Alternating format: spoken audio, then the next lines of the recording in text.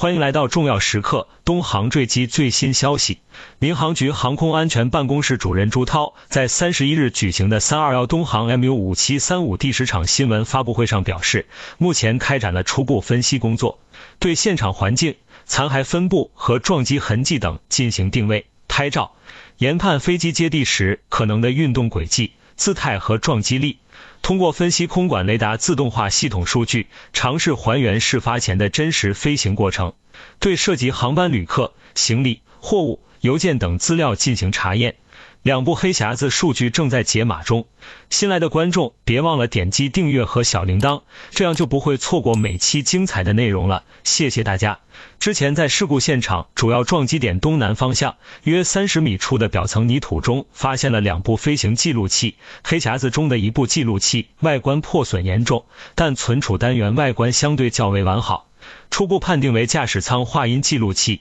该黑匣子已被连夜送往北京的民航专业机构进行译码。事发当时，为何机组人员没有回复管制员？是通讯故障，还是机组人员无法回复？为什么在管制员呼叫之前，机组人员也没有向地面发送求救信号？这些疑问都有待一一解开。语音记录器用于记录人员话音和驾驶舱的音响，记录时间一般为30分钟到2小时，一共分为4条音轨，分别记录飞行员与航空管制员的通话、正副驾驶员之间的对话、机组人员对乘客的广播，以及驾驶舱内各种声音、引擎声、警报声。记录的时间约2小时，录完后会自动倒带从头录起。飞行员会说出他们看到的仪表数值、计划要做的操作，对当前状态的判断，并且互相沟通，有助于判断飞行员遇到的困境是什么，以及他们当时是怎么想。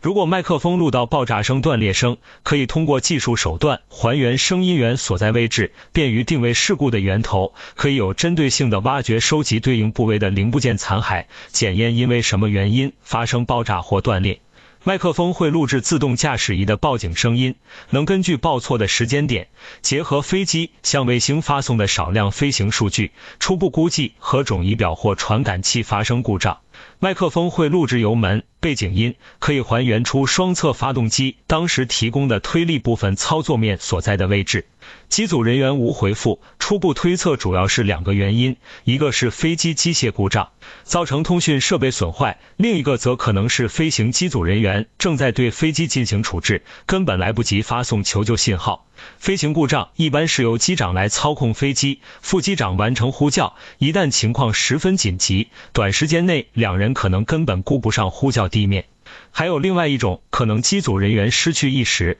谁都不知道当时发生了什么。如果飞机在突然下坠时，机组人员毫无防备磕伤脑部造成晕眩，联系便中断。有网友根据监控时间间隔和机身长度判断坠毁前速度甚至接近或达到音速级别，而且面对2分钟下坠8000米的速度，以及短时间内俯冲抬升和俯冲。这种情况像我们过山车的感觉一样，但其间形成巨大的过载，却远超过山车的速度，也远远超出了飞机过载的正常范围，造成机组人员晕眩，出现失能状态，自然无法跟地面进行联系。这次事故明显在巡航高度出事，不像人为事故，更像是水平安定面或升降舵相关的机械故障。有专业人士推测，疑似是整个水平尾翼的控制螺栓断裂，导致整个尾翼直接变成最大俯冲角度，这种情况机组很难处置。过去波音737曾因弓角感测器失灵，发生过死亡俯冲的坠机事件。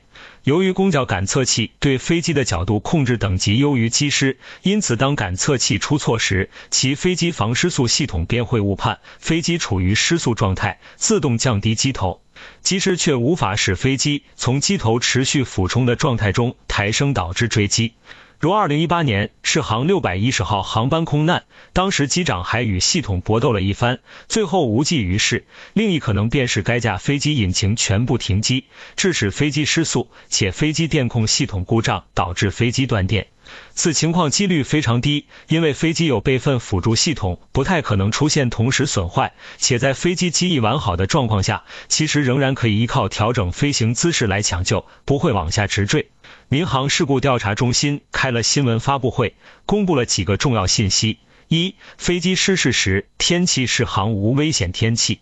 二、符合维修放行标准和适航要求。失事飞机是2015年6月22日引进，之前的维修和各种技术状况一直是稳定正常的，起飞前飞机也符合维修放行标准和适航要求正常放行。三、飞行员身体健康，家庭和睦，3位飞行员健康状况良好，机长总飞行时长6709小时，第一副驾驶总飞行31769小时，第二副驾驶总飞行556小时，他们平时表现都很好，家庭情况也都挺和睦。截至2020年底，东航的机队规模达730余架，是全球规模航企中最年轻的机队之一，拥有中国规模最大、商业和技术模式领先的互联网宽体机队。每年为全球超过 1.3 亿旅客提供服务，旅客运输量位列全球前10。截至2022年2月底，该公司合计运营752架飞机，其中自有飞机261架，融资租赁飞机275架，经营租赁飞机216架。受疫情影响，上市公司中国东航今年业绩波动较大，2021年预计归属于中国东航股东的净利润约人民币110亿元至135亿元。中国东航表示，尽管2021年国内航空旅客运输量较2020年有所回升，但受海外疫情持续高发及国际旅行限制政策的影响，国际航空客运需求持续处于低位。此外，燃油价格的持续上涨加重了航空公司的成本负担。为减轻经营压力，东航一度通过多种手段压降成本。2021中报中，东航称聚焦生产运行精细化，公司通过航路优化、飞机辅助动力装置替代等举措，有效节省燃油，降低燃油成本。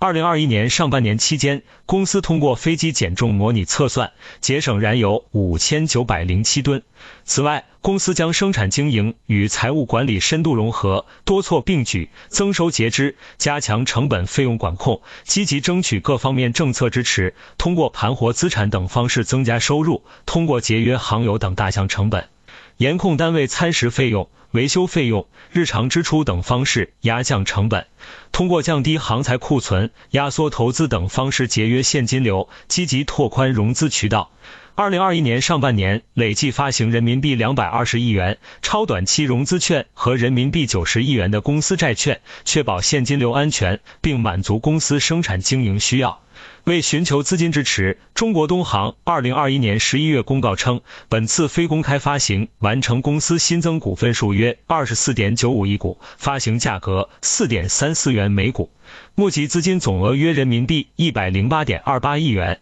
近一周以来，中国东航的股价呈现上涨态势，这一回暖形势或将画上句号。但该文发出不久后，中国民航人民日报客户端消息称该消息不实，为维护航班安全，东航维修成本不但没有降低，反而有所上升。后续东航坠机最新消息我们会持续关注，别忘了点赞订阅，欢迎在评论区留言。本期节目就到这里，下期再见。